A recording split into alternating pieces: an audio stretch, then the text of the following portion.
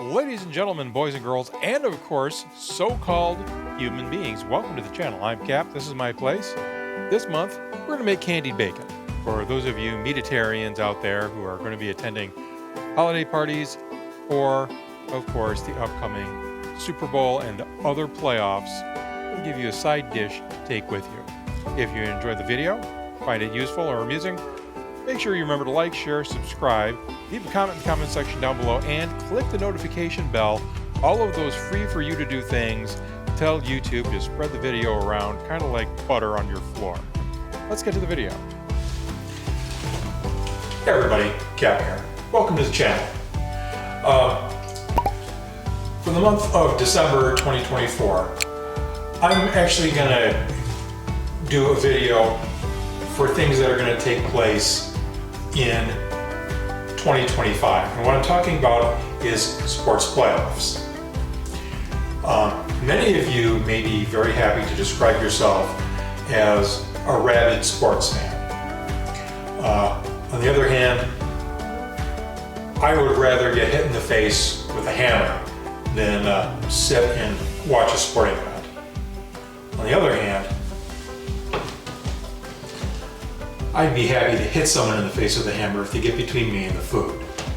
So what we're going to do this month is, those of us that eat meat probably are happy to describe bacon as the candy of meat. Well, we're going to make candied bacon, and what that amounts to is candied candy. Alright guys, as always, we're going to do, because words are hard, we're going to take a look at equipment first. So what do we need to make candied bacon? We need a cookie sheet. We need heavy-duty foil. We need a can to pour our bacon grease into. Well, we're going to scrape our bacon grease into that because by the time we're ready to deal with the grease, it will have been cooled and it'll harden up. We're going to need a pair of clean kitchen shears.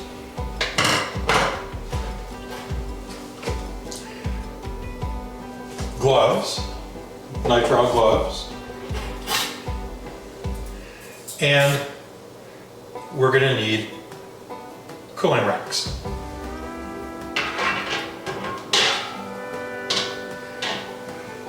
Let's get this put together, and then I'll bring out the ingredients. And yes, for those of you who saw that video, I learned my lesson.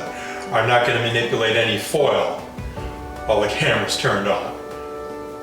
So we'll be right back in a second. Alright everybody, let's talk about ingredients. The first thing you need, no kidding, is bacon. My recommendation is for the thickest cut bacon you can find in your grocery store's meat department. My other recommendation for your bacon is if you can find bacon that's uncured, that's going to be better.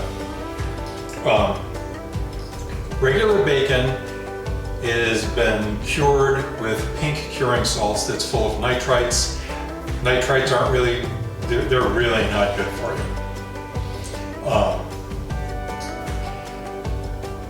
So if you can find thick cut uncured bacon, use that. You're going to want to, you're going to at least want, I just can't talk today. You want at least one full package. You want brown sugar, actual sugar, okay? And it doesn't matter if you use light brown or dark brown sugar. And some people who are going to show you how to do this on YouTube and other streaming services are going to tell you that you need a certain amount of brown sugar packed in a measuring cup. No, look, we're not doing brain surgery here. You're making food to your taste. You're going to put as much brown sugar on this as you want. Just remember that you're going to put this in a 350-degree oven and it's going to melt. And a lot of it is going to run down, when it melts, it's going to run down into the foil. So how much of it do you want to lose to the foil? Which, by the way, you're not going to really lose all of it, because when it cools, you're going to be able to pull it off in big chunks like candy. And it's going to be amazing. The other thing that we need is real maple syrup. Now, you'll notice I said real maple syrup and not corn syrup that's flavored like maple syrup. And real maple syrup is tree sap, sugary tree sap with the water boiled out of it, and that's it. That maple flavored syrup that they sell for pancakes and waffles has all kinds of preservatives in it, and you just leave it alone. Stay the hell away from it. Just use the real thing. What we're gonna do, we're gonna glove up, we're gonna lay these out on our cooling racks so that they're touching. We're gonna smear our maple syrup onto the bacon, and then we're gonna put the brown sugar on. So, I'll be right back. All right, everybody. We've got our bacon laid out, and as you can see, everything's touching, which is something that we want. We're gonna take our maple syrup now, gloved hand, and we're gonna go ahead and pour the maple syrup on here, and we're gonna smear it all over the bacon. Just like this. Get the bacon completely covered with syrup. Does some of it roll down underneath? Yeah, it does. Not a big deal.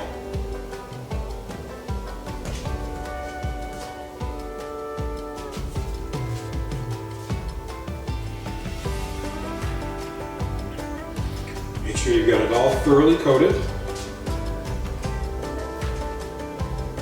And that might need a little bit more. Okay. The brown sugar, same deal. We're just going to break it up. Remember, brown sugar, unlike the white table sugar, oh, excuse me, wants to clump. So you're going to have to break it up with your hands. You can't just pour it.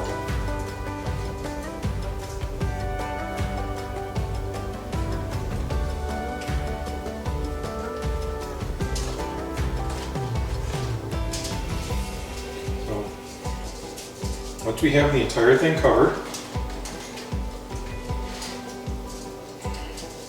we're going to turn the oven on at 350 degrees. Oh, that might be a bit much. As I was saying before I interrupted myself, we're going to turn the oven on at 350,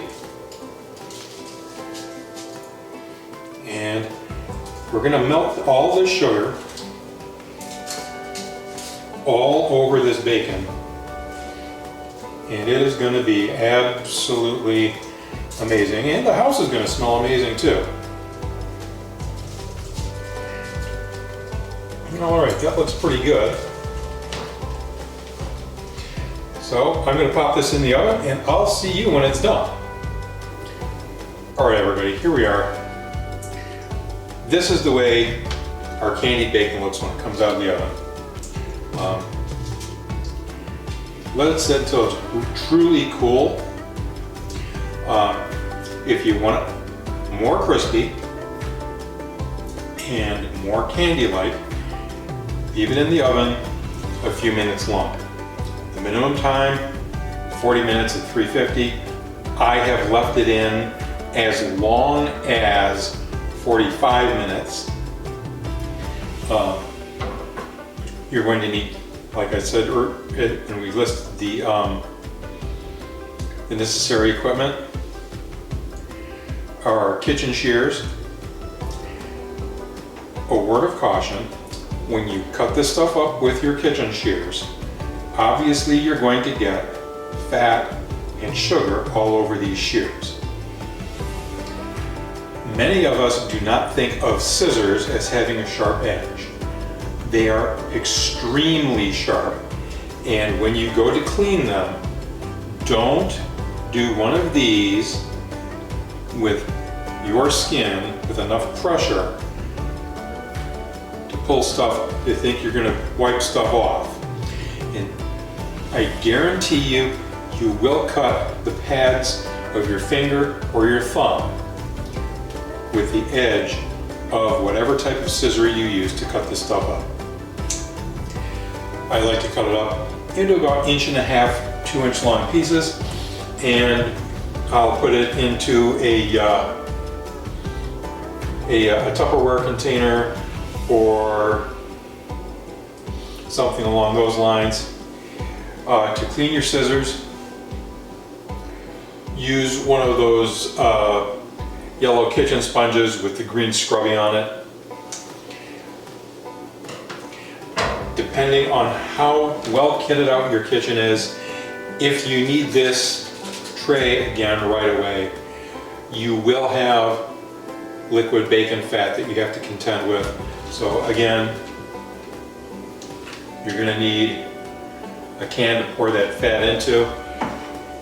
If you have time to let this truly cool before you pick the stuff off of the rack,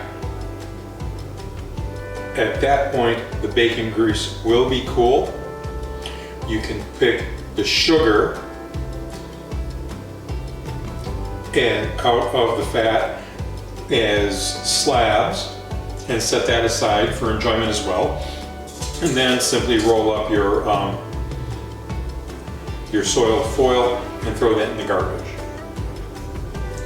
Anyhow, this has been how to make candied bacon.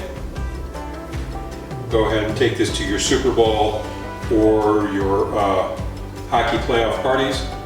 Enjoy. Remember, please like, share, and subscribe, and we'll see everybody on Wednesday, as usual, for a scheduled video, and whenever something weird pops into my otherwise empty head, I'll post that on a Monday or a Friday. Have a good one. We'll see you next time.